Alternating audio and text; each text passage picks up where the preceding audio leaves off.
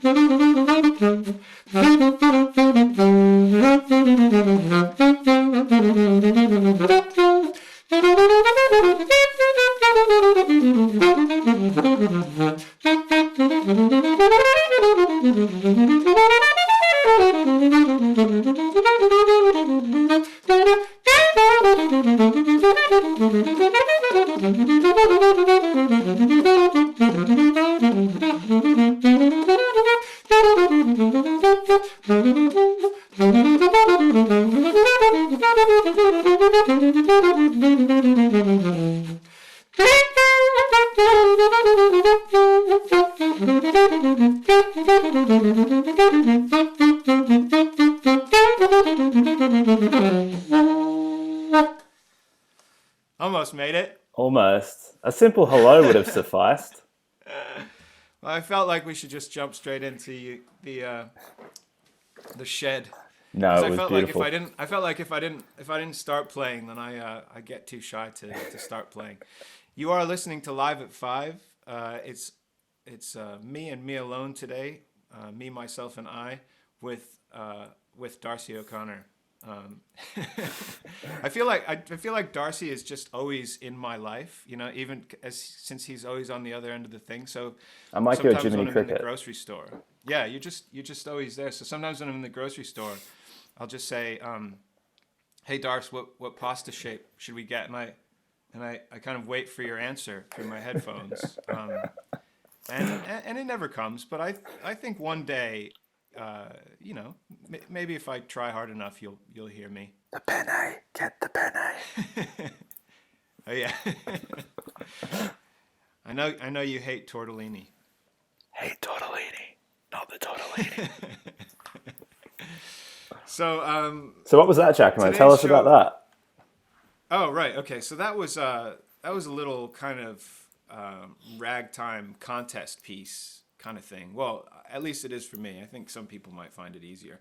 But it's Jelly Roll Morton composition called Shreveport, and it's a kind of a classic rag form, and it actually follows a lot of the kind of chordal templates that he uses on a lot of his things. You know, in the last section, he does this kind of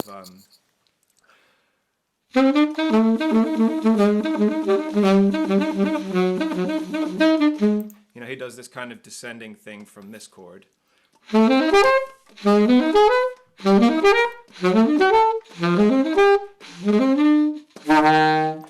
But the killer in that piece of music, and the part that makes it such a difficult kind of, what I said before, ragtime test piece, is that B section that's so weird. I don't know if you heard it. It goes like this.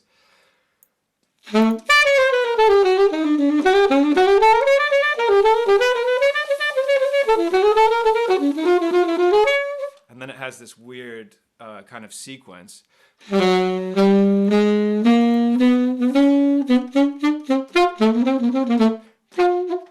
Yeah, right. And then, what are we hearing there? What exactly is that weird sort of like mode or whatever you drop into in that sequence? Well, it's a lot of chord changes.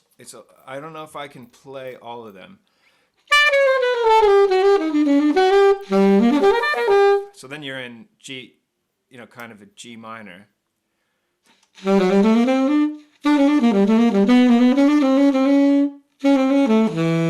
now you're in that key.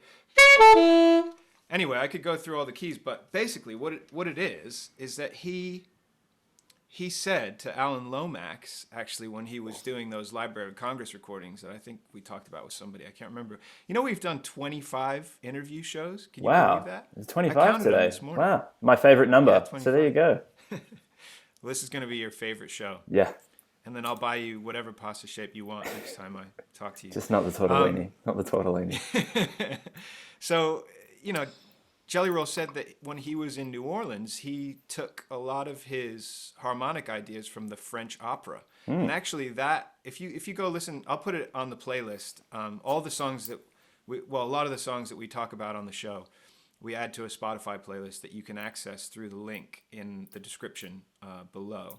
And I'll add this Shreveport to the list, because if you hear him play it and you hear the harmony underneath, it's funny. It sounds more like something from like a late romantic composer like Richard Strauss or even Wagner. It's like a very kind of harmonically disparate thing that's kind of working its way up like this, kind of mythical slime monster thing. And it's very not jazz, It's very, and when you hear it, it's kind of the first time. It's one of those tunes, there are a lot of these in jazz that grow on you really slowly, and once you've kind of gotten hooked, there's no turning back. I've probably listened to that piece of music, 500 times.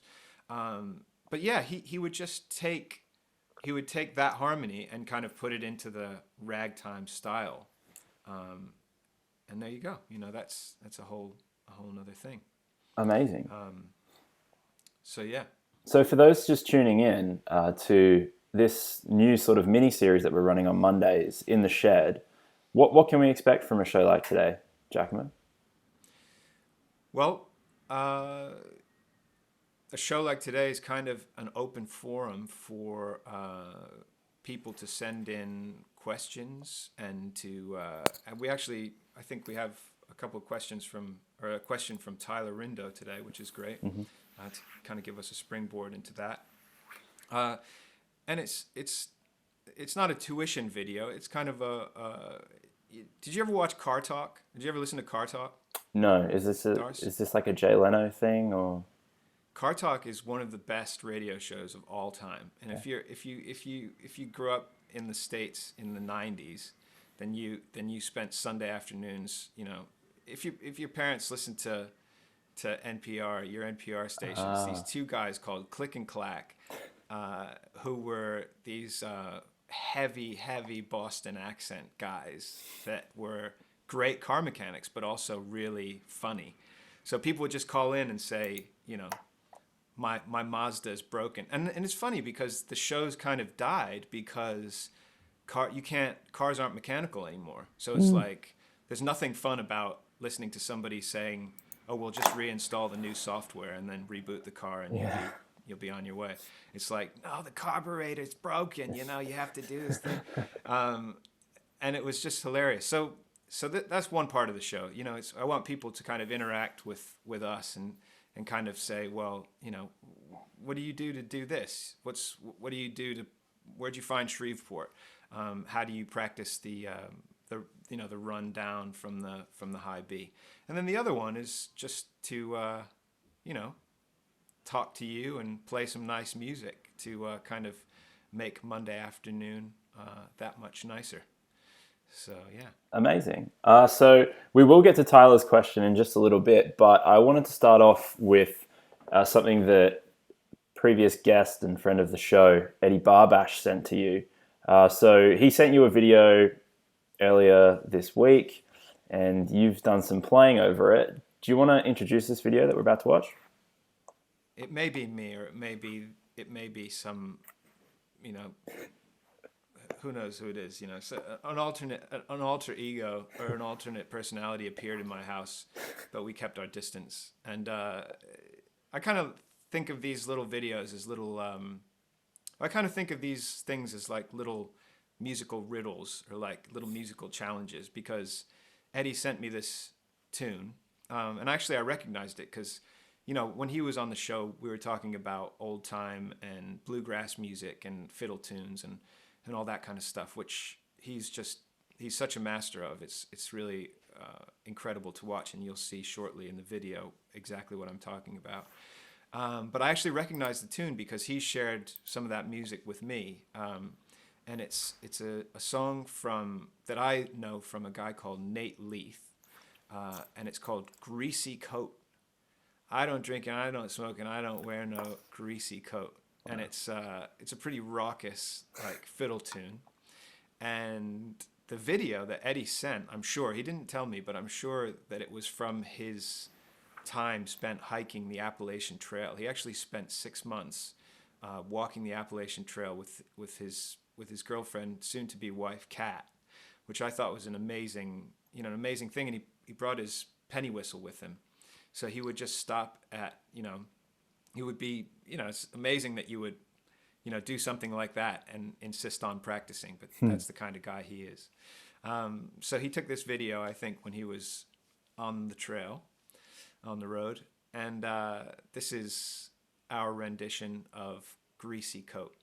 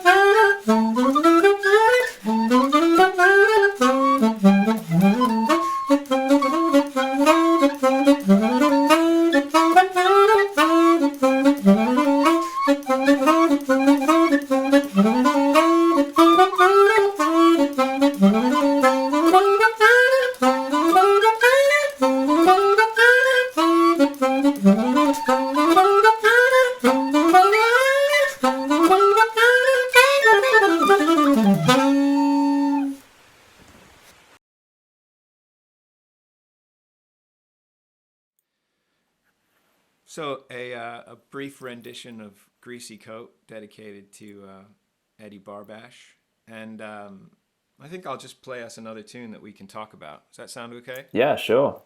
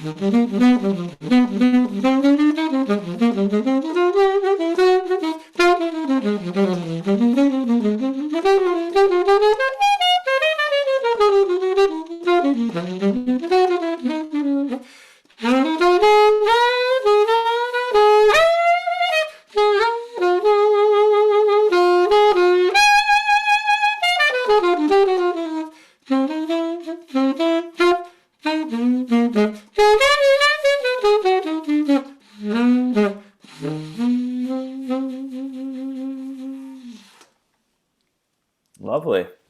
So what did we just hear there? That's some Groove Merchant from Thad Jones. He usually plays it like this, but I've been working on that, you see, because so he usually plays it like this.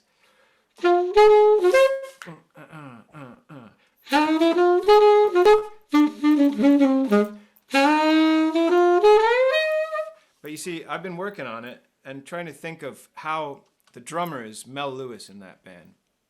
And it's interesting, these, people, the big band sound is really heavily associated with jazz, but it's more the kind of early stuff, the kind of Glenn Millers and the Benny Goodmans and all that stuff. And it's a very different big band sound from what happens in kind of the 60s and 70s, and also with, Count Basie. But I think the guy who really changed the whole big band outlook was Buddy Rich, because you know Buddy Rich. Yeah, right? yeah, of course. Yeah.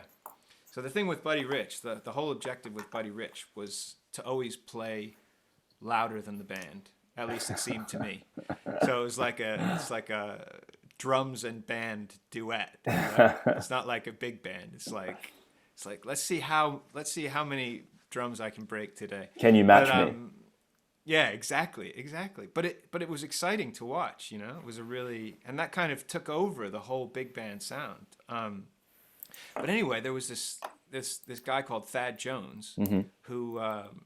So you remember when we were talking to Joel about Detroit, right? Yeah. And he was saying you just go into a jam session and Hank Jones would have just played the best solo of his life, that kind of thing. Yeah, and you're like, why is no one here to record it? Exactly. And it's totally far out that Joel saw those guys in Detroit because they all moved to New York. And the Jones brothers, Hank, Elvin, and Thad, all did like amazing stuff in jazz, but completely separately. So Elvin Jones was in Coltrane's band on drums. Yep. Hank Jones did all kinds of,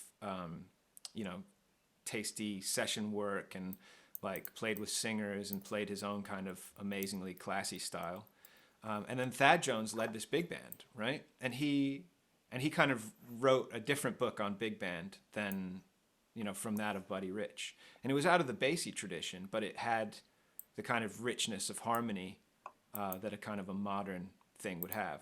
So I've been practicing that tune because it has this amazing saxophone solo in it, which I won't play for you this week, but I'll probably play for you next week, and maybe we can figure out a way to play back the recording at the same time. Yeah, amazing. But I always like listening to the way drummers play a beat that's called a shuffle, and we all know the term shuffle, but different people have different connotations for what it can mean, because you could have like a rockabilly shuffle, like, that's probably the one that people know the most, Johnny Cash's kind of stuff or whatever. But a jazz shuffle is where you play kind of a swing pattern on the ride, but you match it on the snare. So it's right. And Darce, I'm telling you, man, like all drummers except for, the best ones of of whom, luckily, you and I know many, a lot of drummers drag on the shuffle because it feels good to lay back, you know? Yeah. Right. It feels good to kind of go, and it feels like you're really in the pocket. But before you know it, the whole band is just like, soup, right? Yeah. And so the cool thing about this Thad band and this drummer, Mel Lewis, was that he had this kind of impeccable shuffle that never felt rushed, but always was right in time. So I've just been practicing that feel because it's not just drummers that rush or that drag, on a shuffle. It's everybody. So kind of thinking that.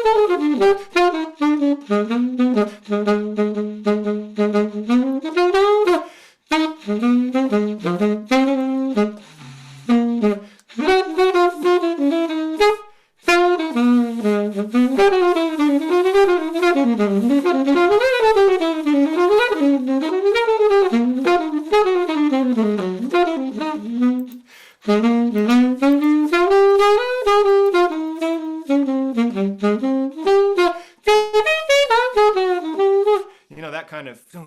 Yeah, And I think people. you hear that in like, I mean, for me, what I hear behind that or like under your sax is like a rhythm guitar in like a Chicago blues band, Totally, man. Totally. Yeah, that kind of like. That's sort of like John Lee Hooker by way of Muddy Waters, sort of like just driving force throughout the song. Yeah, and maybe that's where that that beat comes from. It's certainly something that comes later into jazz. Yeah. It's definitely kind of a 50s 60s thing. Yeah, that really drives like that, and I think it's cool, to as a horn player to just practice the beat, like a drummer would,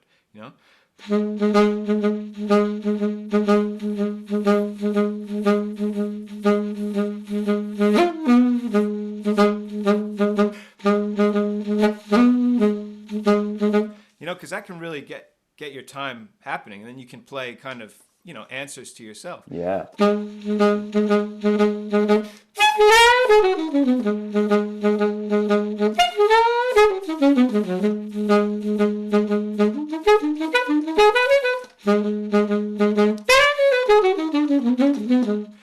Kind of like a guitar player would. Exactly. That's where I was sort of coming from, is that, in the vocal section of a blues song, it's like the dun, dun, dun, dun, dun, and then after sort of the vocals take a break, and then the guitar has that call and response. And the amazing thing about that music is it's often the same person that is having a conversation with two instruments with themselves. Right. Did you end up watching that? So Darcy and I are through Darcy, actually, I found out about this, but signed up to this cool film series called the Criterion Channel, which is just, washes the floor with Netflix and Amazon Prime, in my opinion. But anyway, it's it kind of it has a few kind of music related things. I found a few last night, but one of them is a previously unseen John Lee Hooker concert, right? Well, it's Lightning John Hopkins. Lightning Hopkins. Lightning Hopkins. I saw a John Lee. Oh, you saw a John Lee Hooker one on there. There you go. Yeah. So there is a lot of stuff on there. I think it's amazing, and I'm certainly a blues enthusiast, but not a blues expert by any means. But it's amazing how, especially somebody like John Lee Hooker, who often played, he didn't use a lot of chord changes. He didn't play traditional 12-bar blues a lot of the time. He would just stay on one chord, But all of his fills. And I don't know if you saw the Scorsese blues documentary. No, I haven't seen that. there's a really good moment where they go talk to Ali Farka Touré, and they go to Africa, and they kind of, trace the roots of that music, which actually comes out of a lot of the same kind of territory that Eddie was traveling, on the Appalachian Trail. But there's a color line between, old time music and blues music, which I always find so weird, that if somebody is an African American, then they play blues, and if somebody is white, then they play folk and country. But actually, there's a lot of crossover in both, and it shouldn't really be that way. Different discussion. But when you're listening to these shuffles, and you're listening to the kind of way that the greatest Delta blues players played guitar, it's very, very African. And you think of a shuffle like that one that we're playing, and you could almost hear like a Tuareg kind of swing pattern, or like a kora player playing, and that's kind of where that beat comes from. I think is obviously through the bluesmen and through that kind of tradition, but ultimately it really traces back to Africa, which is kind of a deep thing, I think. Amazing. Do you want to play a few more bars of that just to sort of take us out of it? Sure. So I'll try and...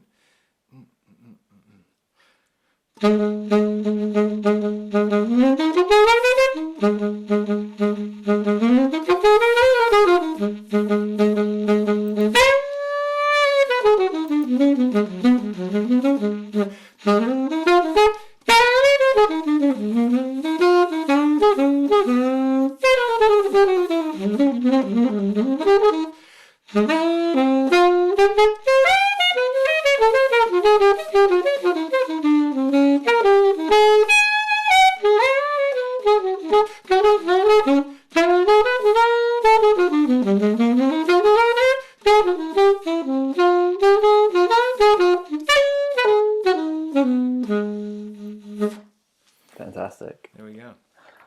So we might jump into that question that we got from Tyler, if you're into that. Yeah, I'd love that. What do we call? We're calling that something. The drop in. The drop in. The drop in. So if you might see in the description below, there's some instructions. If you want to get involved, we'd love to interact with you. If you want to send a video or an audio recording of a question or a request for Giacomo to play or to talk through on this show, email it to info@kansassmitties.com. Again, that email address will be in the description below, and we'll pass it on to Giacomo throughout the week, and we'll see how he responds next Monday. But for now, we have a first drop in from friend of the show, Tyler Rindo from Michigan, USA. How do you know Tyler, Giacomo? So Tyler came to a camp that I teach at every year, which sadly has been canceled this year, postponed at least, like so many things have, called Django in June. And the only reason I say it's canceled this year is that if you were considering, anybody out there was considering going, it's just one of the highlights of my year. And it's a kind of an amazing sharing environment for, the kind of overarching thing is Django Reinhardt and kind of that tradition of playing guitar. But, it really ends up being kind of a big sharing experience around early jazz and, string band stuff, different styles of kind of, European and American swing guitar playing and swing playing in general. So Tyler is a clarinet player, but he played guitar first.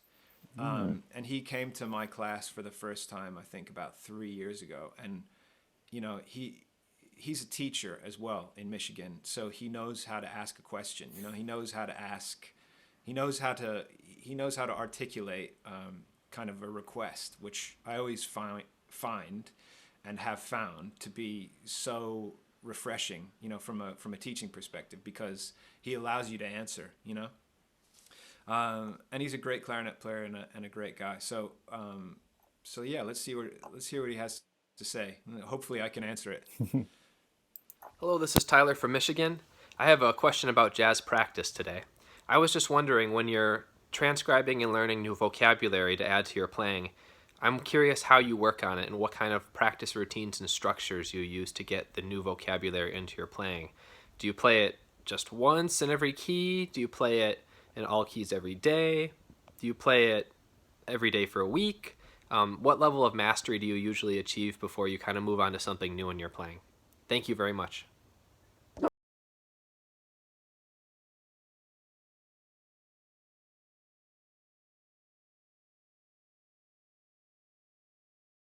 Here I am. Cool, I'm back. And great question, Tyler, as always. So jazz vocabulary, and that's a great question.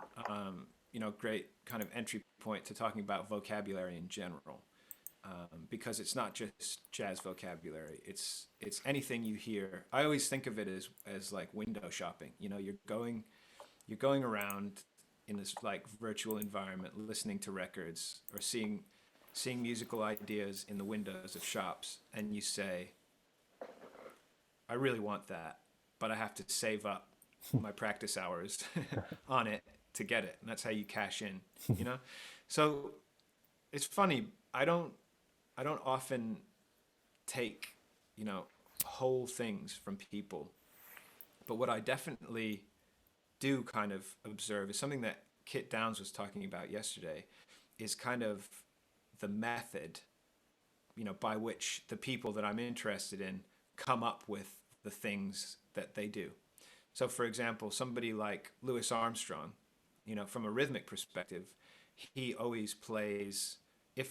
It's almost like the faster the song is, the slower he plays, right? So you listen to people from that era, and they're playing kind of. If I was going to play China Boy, which is a song in F.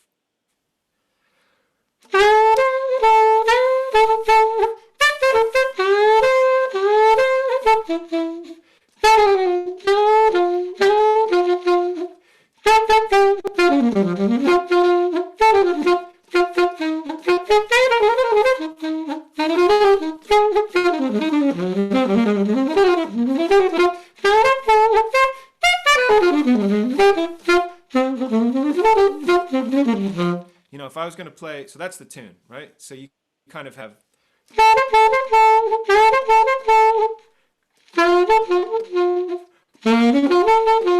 Just so people can kind of hear it.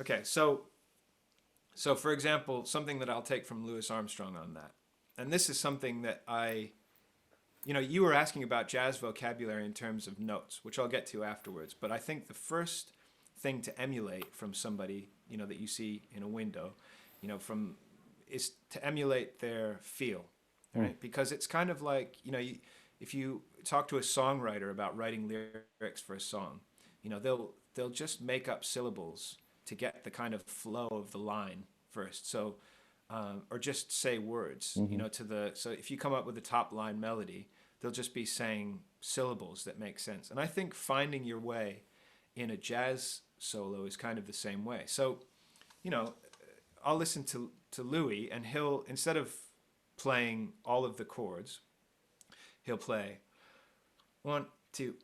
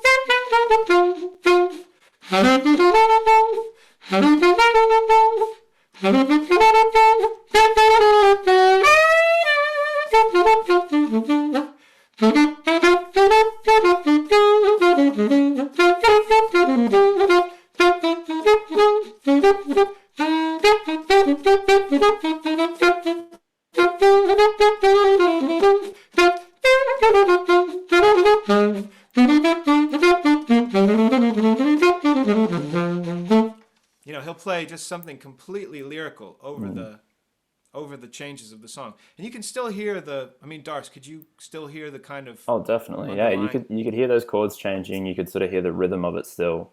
That's the beauty of Louis, right? Is like he gave everything room to breathe with his solos. Exactly. And it's hard to play like that without a band behind you, but you kind of have to imagine the rhythm just continuing behind you. So Tyler, to take that a stage further, you're talking about jazz vocabulary.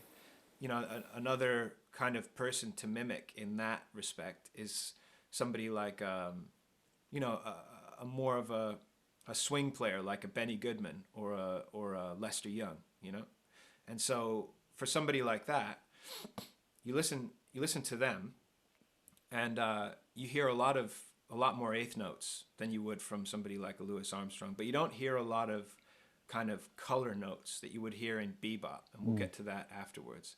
You hear a lot of kind of just diatonic stuff in the chord. So I'll show you something like that. 1, 2,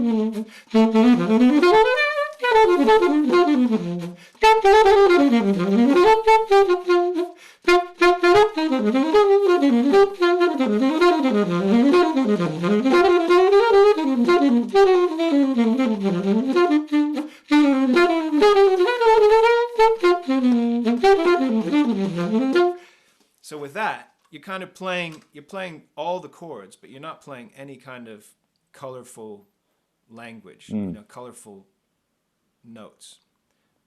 And like with Benny Goodman, from what I've heard of his music, it's like he'll repeat little motifs throughout the solo, sort of like come back to an idea. Yeah, exactly. Yeah, something like that, like.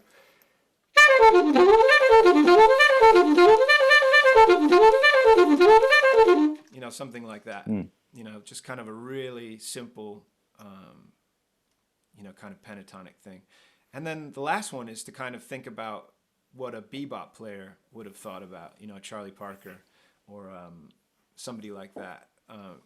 And that's kind of the, even chronologically is the last stage in kind of where I go with improvising over swing tunes. I wouldn't go much farther than this, but there are certainly people that do, and it's amazing. But anyway, I'll kind of show you something in that.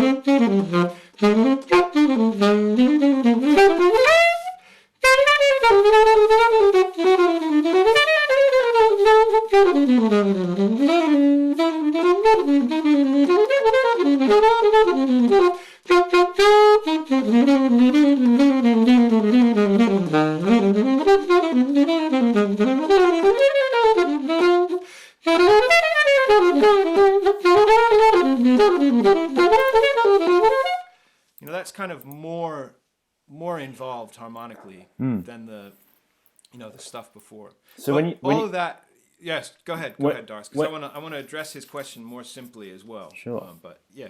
When you say the color notes, like when we're talking about bebop players, Charlie Parker, I think Monk is like a big sort of user of that in his piano playing.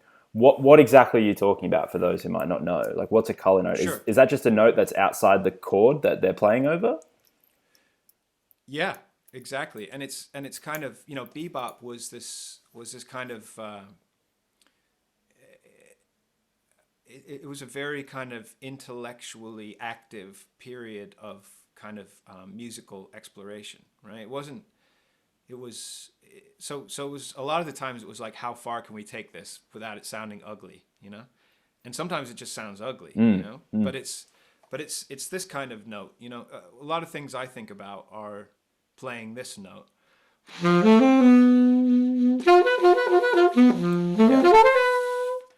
Or playing kind of, if you were looking at a piano and you were playing, just kind of a C scale, sometimes in bebop, people will just play a half step higher so that your ear thinks, oh, that's so close to right, but it's not right. And that kind of creates this really cool suspense. So if you're thinking of, you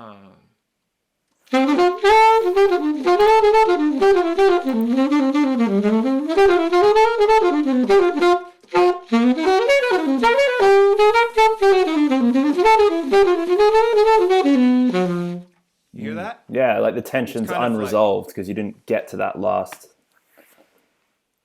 Yeah. Well, I did, because I went. Yeah.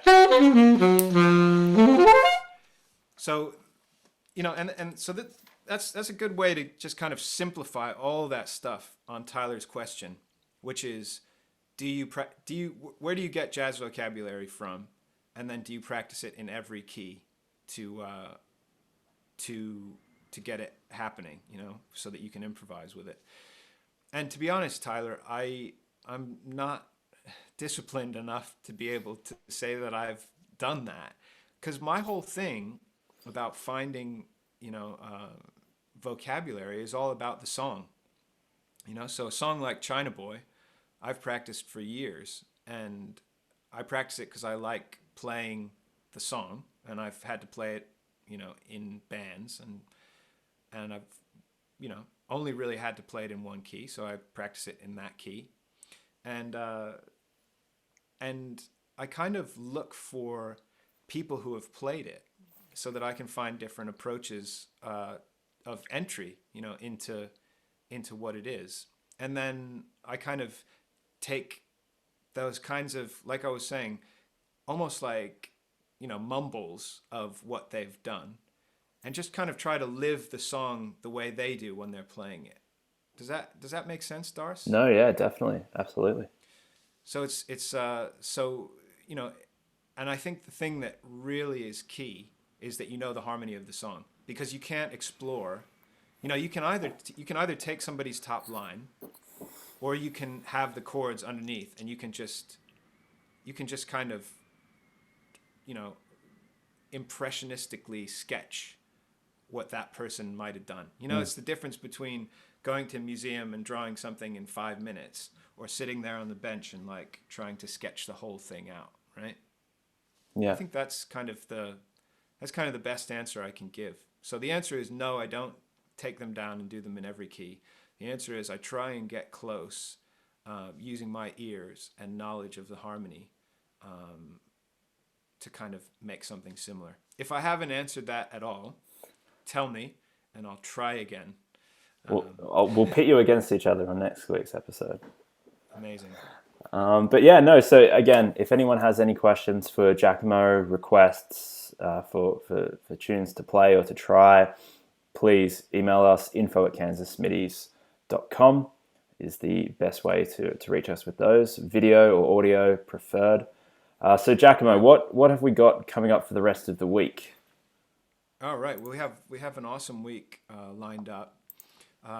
Tomorrow we have Dave Archer again on the show, playing some ragtime guitar, which is going to be great fun. He's been working on some stuff from Teddy Bunn and I think Reverend Gary Davis. You ever heard of Reverend Gary Davis? No. Darce? No. Man, cool, very cool stuff. Cool stuff. I think you'll love it. Yeah. And then we have Femi Colioso from Ezra Collective on Wednesday. Mm-hmm. We have Reuben James from numerous bands and numerous fames on Thursday. And then we have our archive on Friday and Saturday which I believe we've found some cool footage from Pat Cleesby, thanks Pat, of the house band at Smitty's, which is always interesting to see. And then on Sunday we have Jay Rayner on the show, which is going to be great fun. Amazing. Always awesome to talk to him. So yeah, thank you so much for tuning in today, and I hope it's been an interesting shed for you. It certainly has been for me. And thanks as always to you, Darcy, for all your help and for producing this. This has been Live at 5, and we'll see you tomorrow night. Thank you so much.